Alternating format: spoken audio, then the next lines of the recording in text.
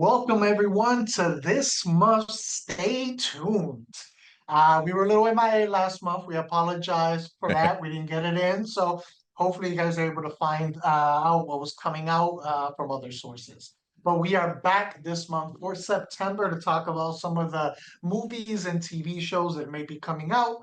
We do this so we can find the information, do the research so you don't have to, and maybe give you some ideas of what possibly you can add to your repertoire for September. With that being said, I am your host for this episode, Jose.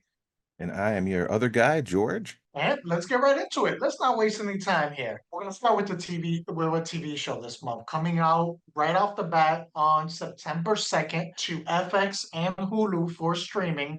We have English Teacher. I know, sounds very exciting by that title. But this stars Brian Jordan Alvarez, Enrico Colantini, Stephanie something. For some reason, I did not put her last name down, but there is a Stephanie in there. Keep that in mind. For all you So, Stephanie fans out there. exactly. If you need to relate, and you're Stephanie, you know what to do. But basically, this follows an English teacher in Austin, Texas, who often finds himself in conflict with personal, professional, and political aspects that come with working at a high school with teenagers and with teachers that teach teenagers. I'm sure, fun on both ends of that. With that being said, George, you took a look at the trailer. What are your Yeah. thoughts on this show? It kind of gave me Vice Principal vibes. I don't know if you watched that show with Danny McBride and Walton I Goggins. saw a episode, but I never went back to it. I want to say it had like at least one or two seasons. Very funny show. It's the same, production team that Danny McBride always works with to make all his stories. This gave me that kind of feel where it's just like unapologetic and just saying stuff off the cuff and everything. And it's attacking, or not even say attacking, it's trying to talk about certain nuances of today and the things that you can and can't say, the cancel culture per se. And this guy, he's trying his best, but it's hard just to try your best when the things are always evolving. How do you keep up with it all? Well, you know and it looks funny. Like, FX is a pretty solid, I feel, channel. It usually pumps out pretty good dramas, and for every once in a while you get a good comedy, like a It's Always Sunny kind of show. I think this is kind of within that realm, but being like the typical procedural, like almost NBC type, but with those F-bombs every once in a while. yeah, I agree with you. This looked like it could be funny. Uh, by some of the jokes that were presented in the trailer, I can easily see this turning into a battle between the "this is offensive" crowd and the "this is woke" crowd. Yeah. And battling each other, not realizing that it's probably both. So there's a little bit for both of you. For me personally, again, I feel like it looks funny enough. Some of the jokes in the trailer they did land for me, and we're starving for entertaining comedy sitcoms these days, Seriously. like we've talked about plenty of times. So I'm definitely willing to give this a try when it comes out. Hopefully, I can add it to my list. I feel like this could be a more adult version of another hit show that I do enjoy, which is Abbott Elementary. Also takes place in the Same school. thoughts. Yes. Yeah, so this could be the more adult version of that one. So we'll see. I'm on board for this one to at least give it a 3 episode try. Smash your Mercedes Benz. First we run. Are you flat there? When? Okay, but it's on Broadway. Staying on TV shows, because that same week on the 5th of September, to Peacock, we have Fight Night, The $1 Million Heist. Long title. But this crazy cast, we've got Kevin Hart, we got Samuel Jackson, we got Taraji Henson, we've got Terrence Howard, we got Don Cheadle. There's a lot more. Yeah. I'm not gonna go through all of them. Pretty much every face that shows up is a face that's recognizable. The general concept of this, so it's a limited series. Usually when they say limited series, you're probably looking at anywhere from 4 to 6 episodes. In general, maybe a little more, a little less, but that's generally what you're looking at. But when wealthy guests attend a boxing after party, the night ends with the most brazen heist in Atlanta's history. And then when the hustler, Chicken Man, yes, you heard that correct. Hustler's name is Chicken Man, becomes a prime suspect, he must clear his name. And, I can probably give you 3 guesses, and you will only need one. Yes, Chicken Man is Kevin Hart. So, watching this trailer, what were your thoughts on it? As of late, I've been kind of getting disillusioned by the fame train that is Kevin Hart. He's a hilarious comic, but I feel like not all his projects have been hitting as of late. But I kind of got sucked in when I saw this trailer. Like something about it, especially like seeing all the people in it. I'm just like, every scene is another person's like, they got Samuel Jackson, they got Terrence Howard with Taraji P, they just did Empire. You got this person. Like with every Wait. other person, I felt my voice getting higher. Like, Wait, you didn't like Die Hard 2? I haven't watched part 2 yet, honestly. I can't tell if you're saying if it's good or not because it feels like you could be messing with me either way. I'm messing with you. Because It's part 1 worse was than Die Hard whatever. 1. Alright, continue. But no, like this looked good, and I kind of like that he's actually taken this pivot, and because it didn't look like he was being funny in the trailer at all. Like it felt like a much more serious take of a man who's just trying to do his best to take care of his family. At certain scenes, it almost gave me American Gangster vibes, but like on a lower I level, can see that. And the I like this whole thing with the multiple double crosses. You can see everyone's out for themselves.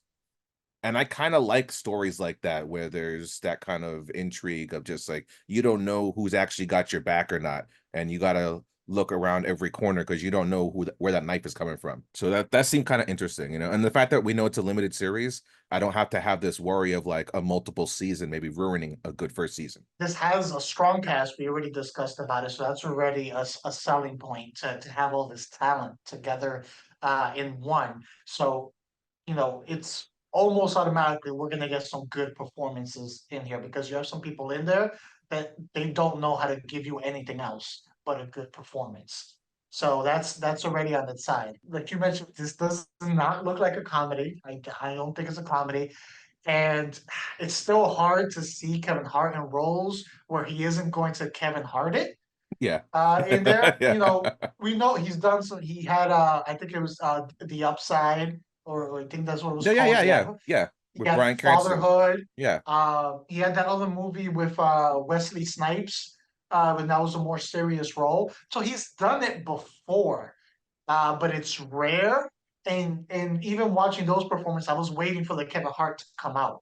So Yeah. it's hard to kick it. You got 1,000 Kevin Hart performances, and you have like 3 non-Kevin Hart performances. Yeah. So, numbers game. But aside from that, like this looks like it could be a nice thriller. It looks like it's taking itself serious. It looks like it's really like nailing the period, the Yeah. aesthetics there look nice. So yeah, I'll be watching. I'm definitely intrigued. I'm gonna add this to the list, and I'm gonna check this out day one. Yeah, and the fact that it's based off of true events kind of got my interest too. It's like, okay, like I kind of want to learn more about the situation and how much of it really happened. You best not be running no party house. I missed you, Daddy. That's my cousin on my mother's side. We go in the house, Miss Jenkins. Goddamn. All right, well, let's go over to the movies. We've done a couple of TV shows. Going to the movies the next day after Fight Night comes out, we have on the 6th, Beetlejuice Beetlejuice. Don't say it again. I don't want that smoke right now.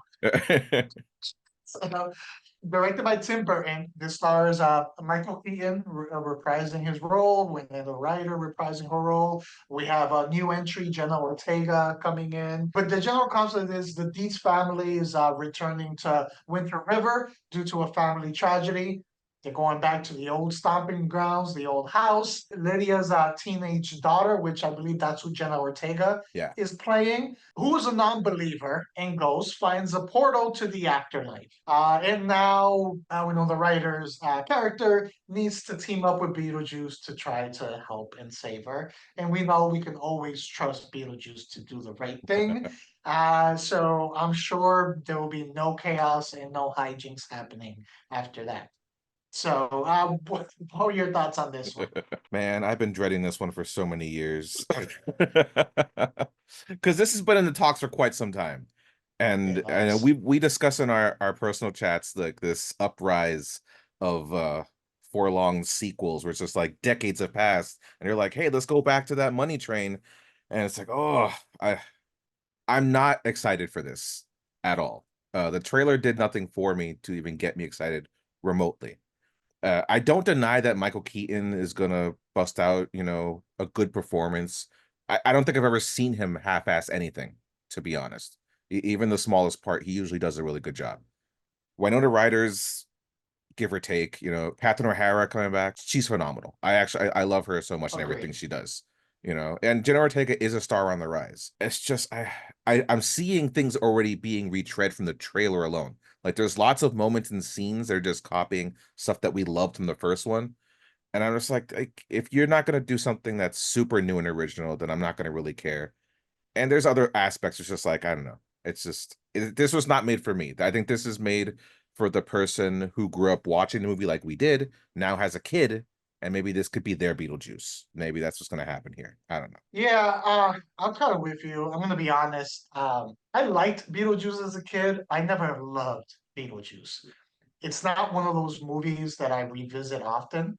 I just revisited a few months ago because I knew this one was coming out. Yeah. Last time I saw that was probably before high school. Was the last time I saw that. So like, Injustice. yeah, I really don't revisit it too much. Again, I don't dislike it. I liked it as a kid. It was just not one of those that sticks with me personally. When I saw the trailer, I wasn't excited.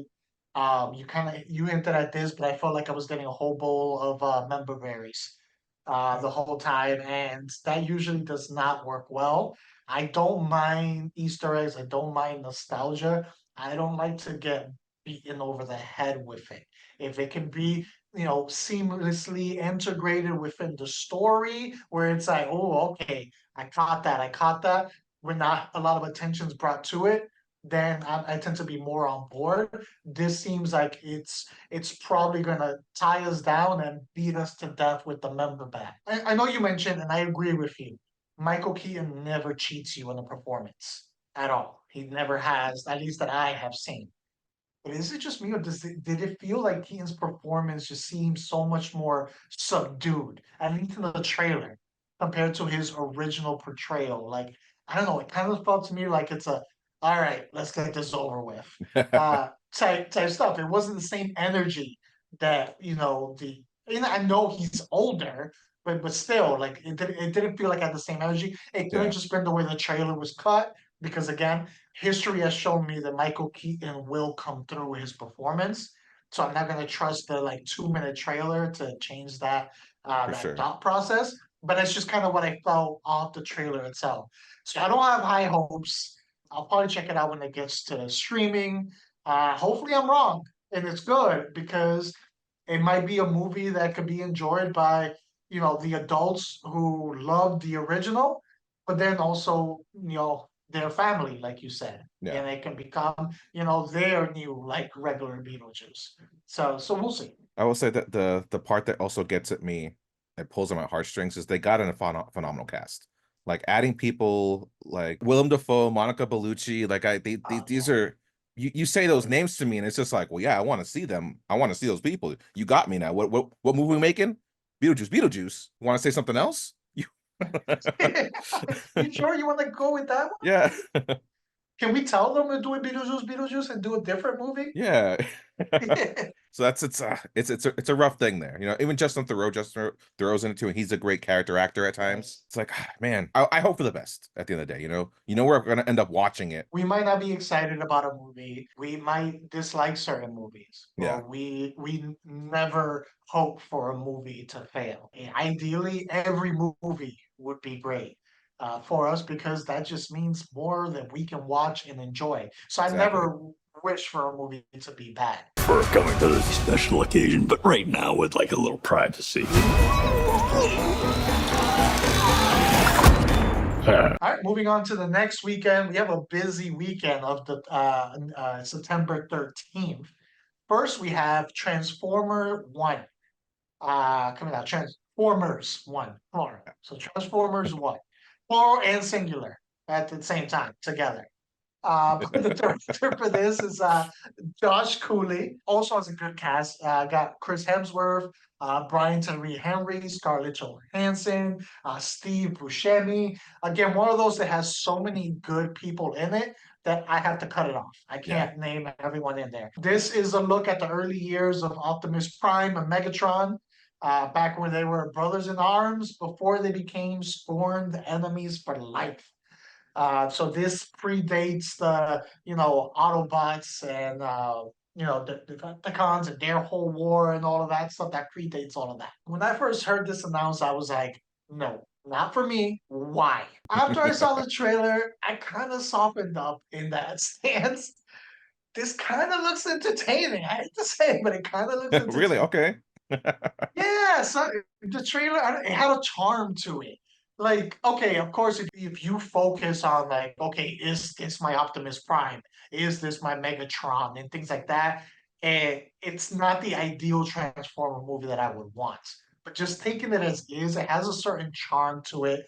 I like some of the banter in the dialogue. It was kind of forth, it made me chuckle a few times just off the trailer. So it kind of looks entertaining.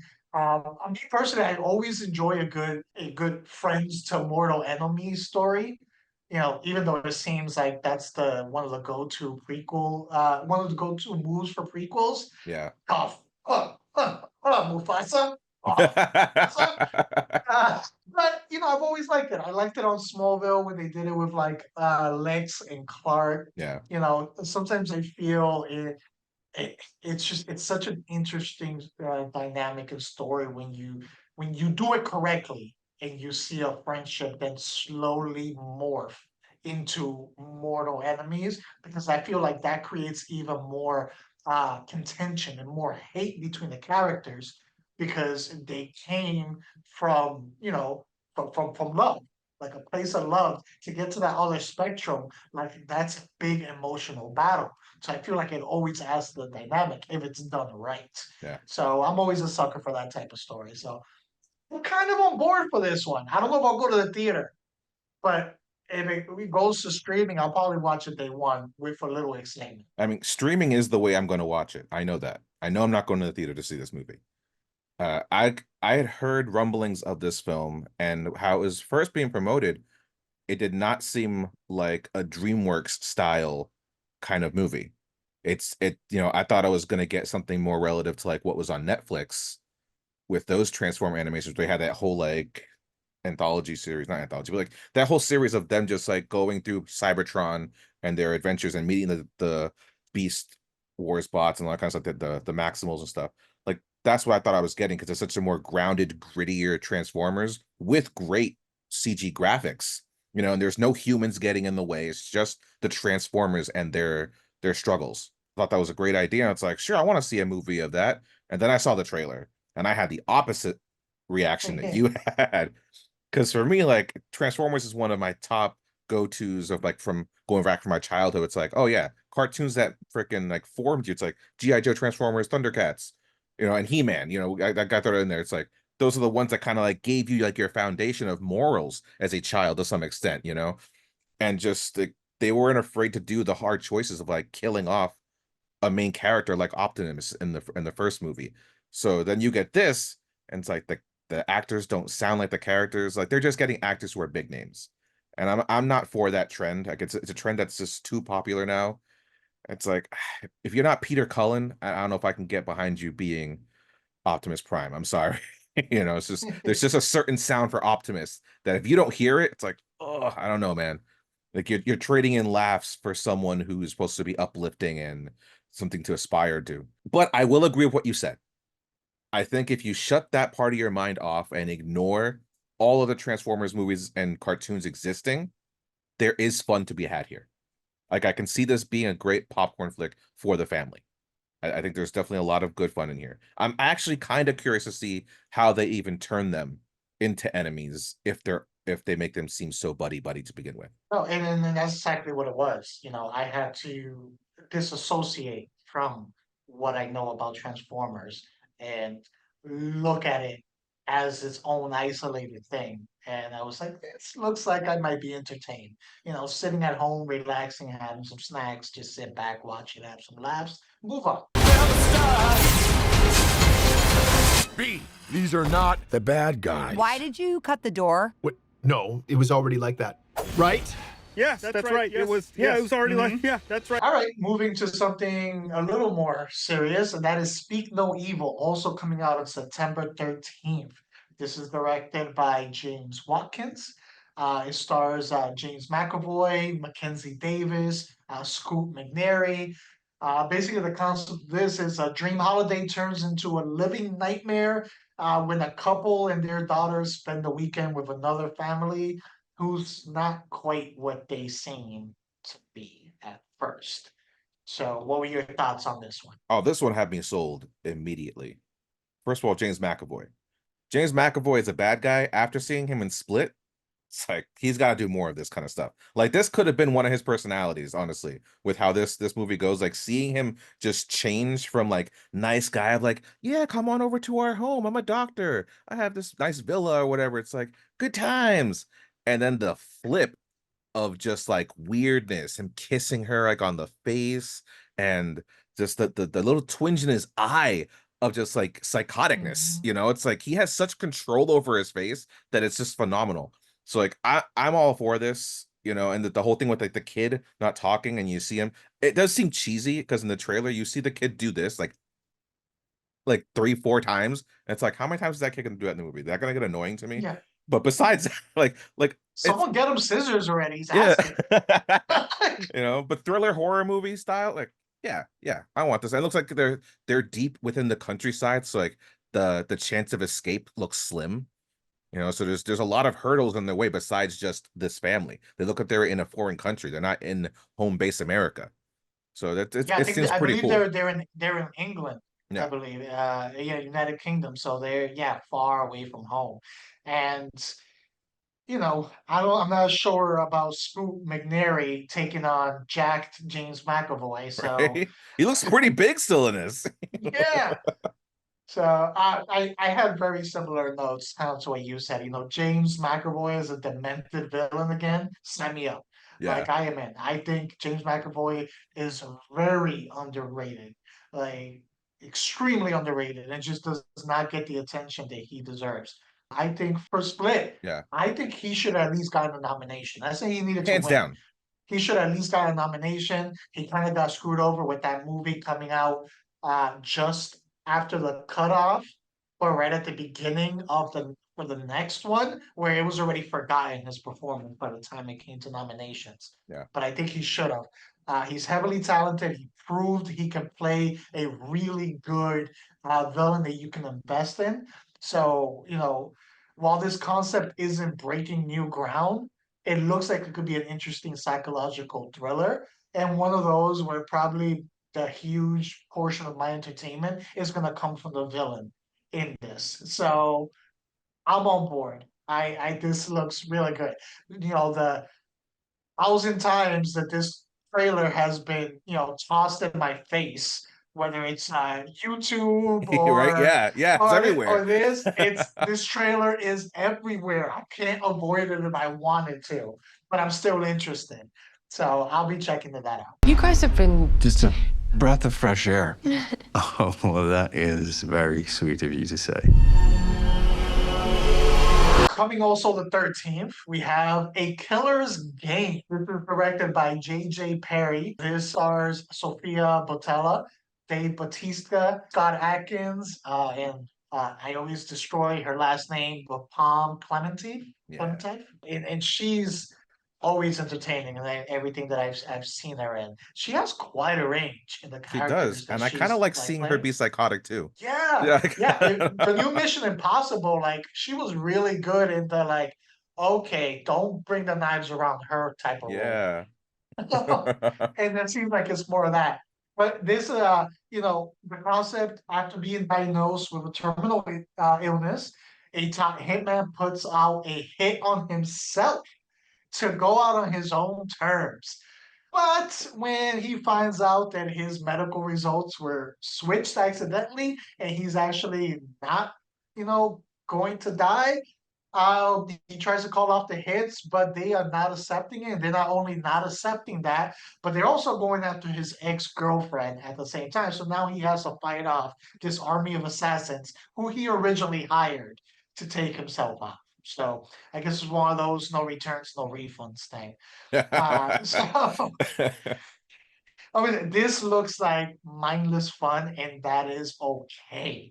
I need those type of movies in my life also to mix in with everything else. For every really good movie that I want to sit there and focus and dissect and look at all the context clues and everything in the background. For every one of those, I want a movie where it's like I can sit back and just get really good action, fun characters, and just be purely entertained, where I can just shut off my brain and be like, enjoy. And this looks like it's going to be that. I also like the concept. I gotta say, it might exist, but me personally, I haven't come across a concept of a hitman or assassin thinking he's gonna die, putting out a hit on himself, and then being like, oopsie, but then like the hits are still going. So I feel like that adds a new wrinkle that I haven't seen before in this type of movies. Besides that, we have a strong cast and a good action cast on top of that too. Yeah. We've seen Palm do action. We've seen Sophia do action. Dave Bautista, we know he could do action. It's got Scott Adkins, and I'm always down for a little Scott Yeah. Adkins in a movie that involves fighting. So I am on board for this one 100%. What were your thoughts? Yeah, no, exact same thoughts. I thought to myself, I tried to recall, it's like, have I seen this before? Because it felt super fresh, that whole idea. And that got me really excited. It's like, you know what? I don't think I've ever seen this. This could be really cool. This whole concept. And at times, you know what it kind of gave me vibes of a small portion of John Wick 3 when he's fighting Mark Dacascos at the end. And there are some comedic elements to when they fight each other because of like Marta Coscos was being such a super fan of John Wick, Yeah. and it's just like he's kind of relishing in the fight of like, man, this is really fun. It's an honor to be here with you. Like, I feel like we're gonna get moments like that in this because he's supposedly like this top-notch hitman. Yes, the best of the best. Yeah, and like someone talk about it's like, man, I've always wanted a chance at you. So like I can see there's gonna be those moments, especially like when he's fighting some dudes with like some yin yang blade things or whatever, and the banter they have of like, I think I got him or whatever, something like that, and it's Yeah. like, no, I got you, dude. Like, this is where you die. Go down. Most fans just ask for autographs. They want theirs in blood, I guess. Yeah. Yeah, nah, it looks Uh, good. Like, and Batista's, I think this is where like he's kind of in his element too. Started off in the action movie genre, but he really showed that he's got a great funny bone. Like, he's got good comedic timing and everything. And so like this is a good place for him to be hardcore while being a little bit goofy and stuff like that. And I can see there being some serious moments for him and Botella's character having that relationship and everything. I'm curious to see if she's gonna have some fighting moments too, or will she just be more like damsel in distress in the background? I hope not. I hope that she gets I to have hope some not. action too, because she can kick ass also. She's too good of an actress and has proven she can do action to just be a damsel in distress. Yeah. It would be a waste of talent. You can literally just grab, any unknown for that role if that's what you're gonna do. Precisely, yeah. My hopes is that for a while we don't see her fight at all, and like out of nowhere she does like some badass shit, and he just looks at her like, "What the hell? Like, where you been hiding that?" That'd He's be really like, "Not awesome. today." Rachel, the fucking doctor, too. Have you had your eyes checked? Hey everyone, let's take a moment to talk about where I've been getting these new Not a Strong Start t-shirts from. Head on over to itsnas.threadless.com, the only place where you can get Not a Strong Start merch, whether it's our newly designed mascot or just your favorite movie logo now with some NASS flair. You can rep your NASS love on tee, hoodie, mug, rug, and so much more. So get yours today. Just click on that link below and have yourself a strong start. Have a not a strong start, have a start that's strong, but not so strong. You know what to do. Moving back to the TV show, and this is the last TV show that we have for the month. Some of the major releases that we listed. We have the anticipated Penguin show. We finally got a release date. It's going to be on September 19th.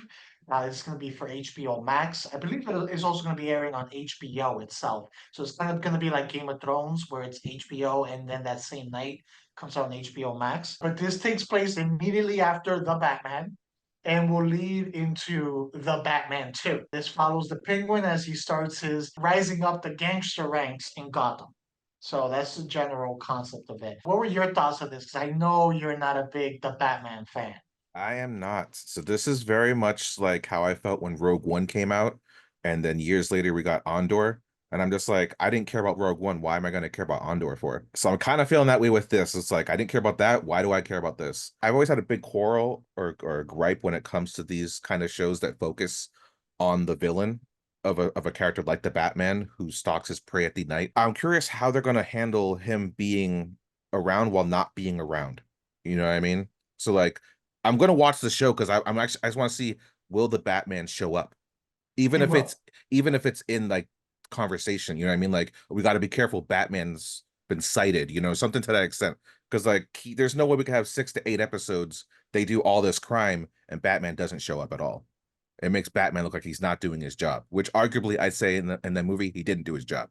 But that's neither here nor there. I want to see how that exists here. Like the show Gotham, I couldn't get behind because it's like, there's no Batman, there should be no criminals. It doesn't make any sense to me. So like, he has to be prevalent in this show in some way or another. Besides that, I will say it doesn't look bad. I think we're going to have like a pretty cool crime drama here that's going to be really grounded and no fluff. You know, like I'm curious to see how Colin Farrell can elevate this character even further than what he did in the movie, because he was a standout in that film. I don't know the level how prevalent it's going to be, but it has already come out that Batman will be in this in some capacity. I don't know what the level capacity is, but he will be making an appearance. But see, I'm on the opposite side of the spectrum. I really enjoyed the Batman, and the Penguin was one of the highlights of that movie. You know, he gave us a scene-stealing performance and just left people wanting more. And I think that was one of the drives to put this show out. People wanted more of this. When I remember, people were a little unsure when Colin Farrell got casted in this role. But once again, it's another role where people are unsure about the casting, and then the talented performer comes out and just kills it, and everyone's like, I can't picture anyone else doing this role now. So he did a great job. This looks good. Like you said, still looks very grounded, looks very serious. I am excited to dive back into that Gotham that Matt Reeves created, which I still believe is one of the most aesthetically accurate Gothams that we have gotten live action. So I definitely want to dive back into that world. I am curious how it's going to connect into the second one, what capacity Batman's going to be into it. And if it's going to be one of those where we have to watch it or we're going to not get the same out of the movie that's coming out, or one of those where it's like it's supplemental, it's great to watch, and they'll add to the movie, but you won't be missing anything if you don't watch it. It's not everyone's going to watch the show. So, you know, I feel you don't want to run into an MCU issue where you feel like you have to do homework and you have to watch everything. Everything should supplement each other, but also stand on its own and not feel like it's missing something because you didn't watch something else. So I'm curious on that approach and see how Matt Reeves handles it. And I say Matt Reeves because I know some people are going to be like, if it messes up or anything, like James James Gunn is letting Matt Reeves do his own thing. This is separate from the DCU. So let's see how Matt Reeves handled it. He's proved he can handle big properties over multiple projects. So I kind of have trust and belief that he will handle this well. Yeah, and if anything, it's proven that he does even better over time. Agreed. Because like I am interested to see what the second Batman film looks like after this first one, because I just compared it to Planet of the Apes. The first Planet of the Apes movie was just okay and serviceable. It was, you know, it's like a good proving ground. But those sequels skyrocketed well past what the first one even thought we could do. Agreed. We kind of it got better as it went along. So I agreed. It's just the beginning.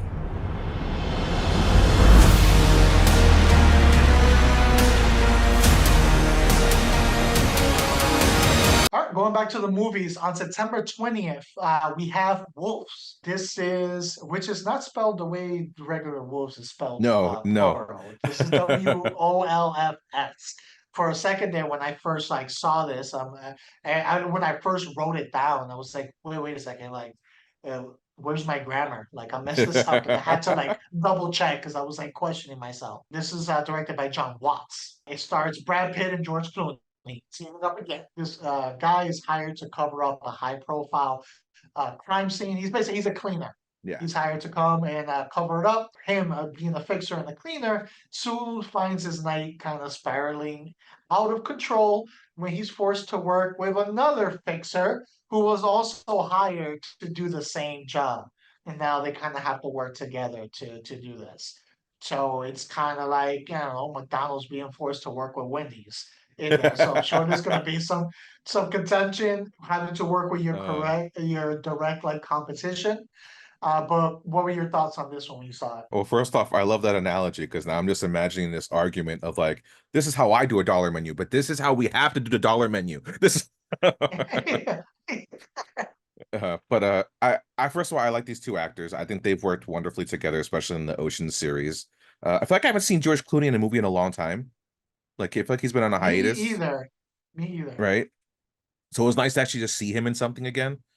They're kind of giving me this feeling that's resemblance of the Hitman's Bodyguard, right? You know, I get that kind of like contention between the two of them where they're both good at their jobs, you know, and it's like they're gonna have each them telling each other how to do it or getting each other's way. It's like, well, I don't work good with others, but they gotta learn how to.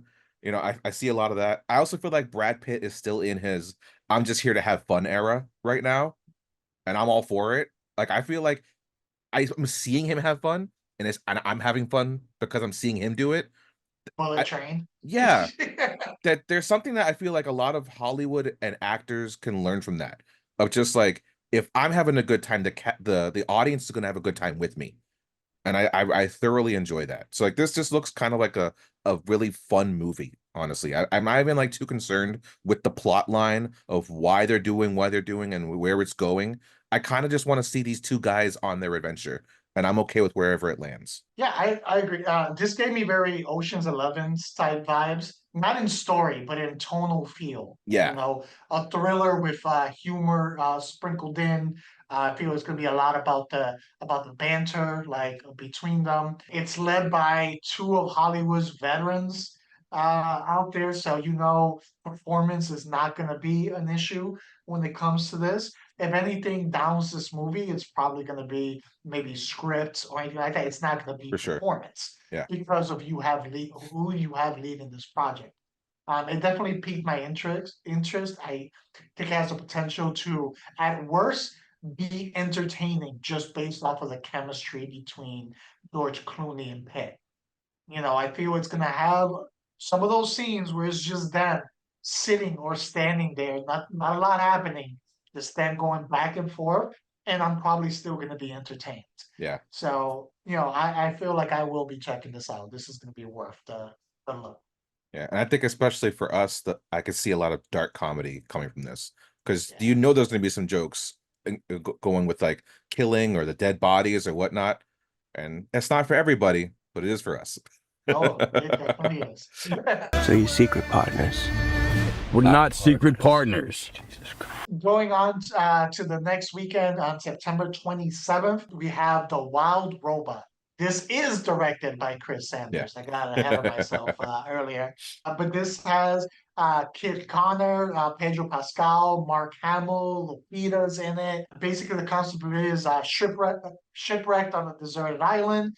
A robot named Roz must learn to adapt to its new surroundings, building relationships with the native animals. Roz, he soon develops a parental bond with an orphan Gosling, not Ryan Gosling, the animal, the Gosling.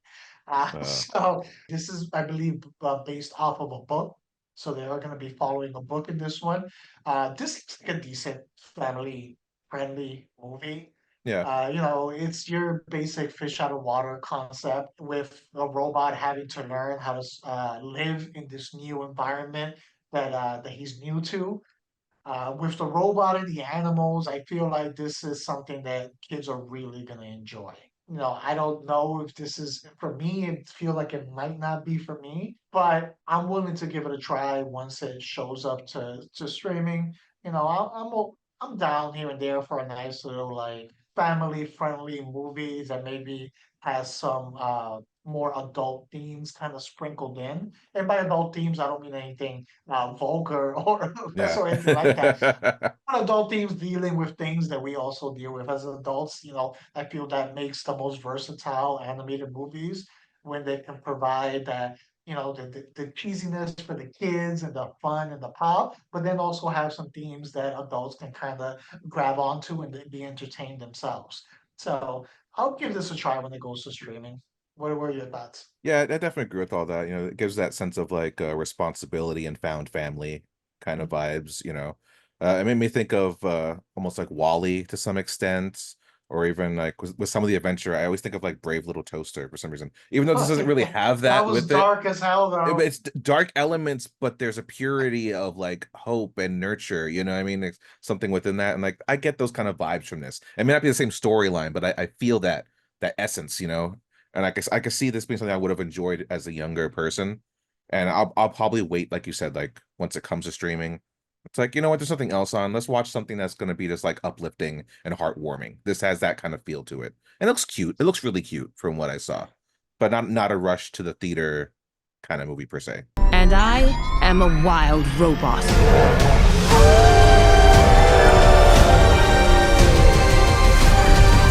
Coming out that same weekend, we have Never Let Go. This is directed by Alexandre Aja or Aja. There's a J, AJA. The Hispanic me wants to say Aja. Yeah, I kind of lean towards that myself. Yeah, so we're gonna go with that. Alexandre Aja. This stars Halle Berry, Percy Daggs. The story is basically a unspeakable evil takes over the world. The only protection for a mother and her sons is their house and their bond. The family kind of becomes enrolled in a fight for survival when one of the boys begins to question if the evil is real or if they are stuck there for other reasons. What were your thoughts on this one? I immediately thought of The Village when I saw this trailer. And then I secondly immediately thought of you and thought it's like, man, if there's no creatures up in this bitch, Jose's gonna be pissed. Especially like there's moments where you see there's some creature shit going on. It's like that better not be a hallucination, that better not be a dream, that better not be a story. Like that those hands I see going up that tree, that better be real because that looks dope. Like that moment looked really cool.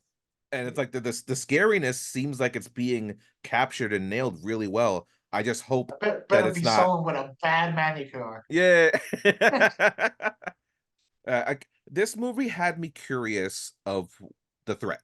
Like I'm definitely curious of like, what is this threat? What are they? What is it about this threat that you're saved by holding on to a piece of rope that's connected to your house?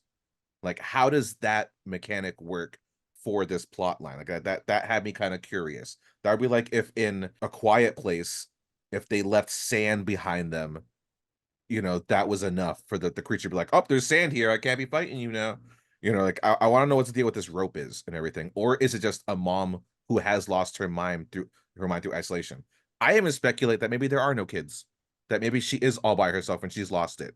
That's kind of where I'm at right now with how this trailer has gone through. Because it looks like Halle Berry is going to have a moment to kind of lose her shit in this movie. And I'm excited for her to have a moment like that with this kind of character. I don't feel like she gets too many opportunities to really stretch herself. I like seeing her in John Wick doing something very new. So, and this feels kind of new for her as opposed to just being, I don't know. Her characters as of late have had kind of a one note, before, and this is prior to John Wick, I would say, that Catwoman thing kind of put a stain on her for a while. And now she's been kind of like, pun intended, clawing her way back to some like better roles and better movies. Yeah, I thought the same thing when I watched it. It gave me flashbacks of the village, and I was like, "Oh my god! I hope there's actually an evil here." Yeah. I don't want it to end up where like the village ended up. So I'll put it at that. Yeah. Well, going into October, this is the only like horror major release for the month, kind of leading you into October. So it makes sense as the last weekend. So I guess that they're saving them all for October, which I don't mind. Yeah. This looks like it's possibly going to be a slow burn horror story about surviving the unknown. And I don't mind that, but when you do a slow burn, your payoff has to hit.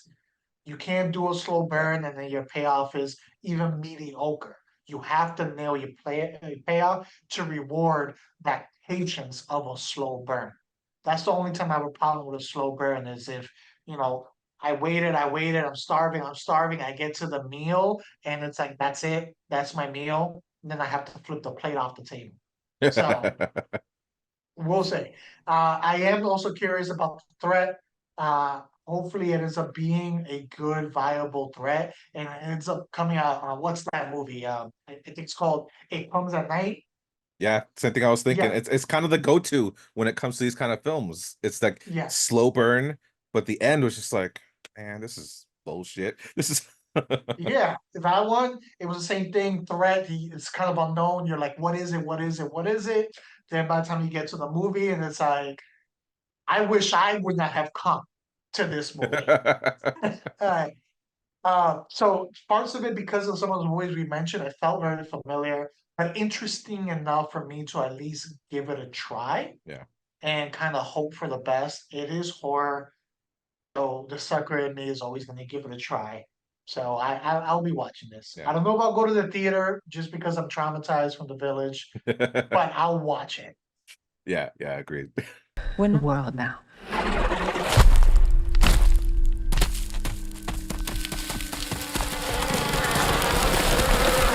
And to close out, we have Megalopolis coming out on 9/27. Now it is close though. It's close. It's close to George's hand though. It is Megalopolis coming out on the 27th also. This is directed by the vet Francis Ford Coppola. This stars Grace Vanderwall, Adam Driver, Shia LaBeouf, Andre Plaza. So it has a really good cast behind it. It's a conflict between the character of Cesar. I'm gonna say Cesar because there's no A in there, so I don't think it's Caesar. I'm gonna go Cesar. Even though I think that's pretty bad on Driver and he's not Hispanic, so No. Cesar it is. A genius, a genius artist who seeks to leap into the utopian future and his opposition, the mayor who wants to keep the regressive, corrupt status quo. This looks like I think it's gonna be a very out there movie Yeah. based off the trailer. It looks very trippy and maybe one of those movies where you're questioning like what is real, what is not. I'm not sure how much fantasy aspect they're gonna be attaching to it. It seems to blend different time periods all within one. You have moving statues, you have things that looks like it's back from old Rome, and Yeah. things that are a little more modern, like maybe the 50s, 60s, or 20s, and things like that. So it looks like it's blending a bunch of things together aesthetically. I don't know if it's gonna be good because I also partially still don't know what it's really about based off of the trailer. But it definitely came off weird enough that it touched my curiosity. Yeah. Where it was like, I need to know what is happening and where this is going. So on curiosity alone, might be enough for me to check this out. And it is Francis Ford Coppola, so you know the quality is gonna be there. Even if the movie's not enjoyable by everyone, the quality will be there. What were your thoughts? Yeah, it's fun. I felt like the teaser for this movie did its job. It teased. Yeah. Because like how you felt like there's no way of truly understanding what the hell you're watching. This is a dreamscape of a world at this point, and you're just like, what do I have a fever? What's happening right now? I have learned that this is a movie, it's a passion project of his that he's been trying to make for over 10 years for Coppola. And it's kind of like his take on the fall of Rome. So hence why the name of Cesar or Caesar is there, why there's so much Roman Gothic things in the architecture and everything, and the whole battle between the two opposing sides. For I understand, Adam Driver's character has the ability to control time. So that's why there's some moments that seem kind of odd and play with reverse and forward and all that kind of stuff. So it's a lot of intriguing things. I got a lot of vibes also of you ever seen the movie Dark City? Yeah. Like it kind of made me feel of that, but like the brighter side of Dark City. Like what if this was like during the daytime? And I kind of was feeling what I saw. Like I'm curious to see what this world is. I feel like we haven't seen something high concept like this in a long time. And to also come from this director, like he's kind of up there with Scorsese, like when you think of like mobster movies, like relatable films that are just like there's not much nonsensical stuff in there. This is just so mind-boggling. Like he made this? Like this is okay. If you had told me like I don't know like like Fincher had made this or something like that, like I could see that. It's like yeah, okay, this is up his alley. But Coppola, all right, let's see what you got, man. And the fact that this is something he's wanted to make for so long, I'm all for it. And so far, it has premiered, I believe, in Cannes, and has gotten some pretty good responses. So that's already a good look for this movie. I would say my thoughts on it haven't changed. You did give me a little pause when you're, you know, uh, your director, passion project. I was just like, no, don't give me another Mother. Oh, No, please no. So hopefully it's far away from what Mother was. yeah. I give you that. I think here I could see why it's taken so long to make just by how the trailer looked. Like this, like it's high concept, like something like this. Like, how do you pitch this movie to a studio? Because it just looks so grandiose and like unfathomable. It's almost at a place where like kind of like where James Cameron's movies are. You kind of have to wait for the technology to catch up to where your brain is at. Well, I'll tell you how Francis Ford Coppola does it. He walks into the room, drops his balls on the table, and says, "I'm doing this movie. I'm Francis Ford Coppola." That's how he gets this movie done. Wait. Go. Francis Ford Coppola's Megalopolis. Well, all right, that was September's edition of Stay Tuned, the show where we look into the movies and TV shows coming out so you don't have to. If there's any other movies or TV shows that are coming out that you feel we should take a look at, be sure to put it, down in the comments, and we will definitely check it out. And be sure to stay tuned for next month when we release October's edition. We had our break last month. That's the last break we're gonna take. So enjoy moving forward. This has been your host, Jose. And I was your other guy, George. And until next month, stay tuned.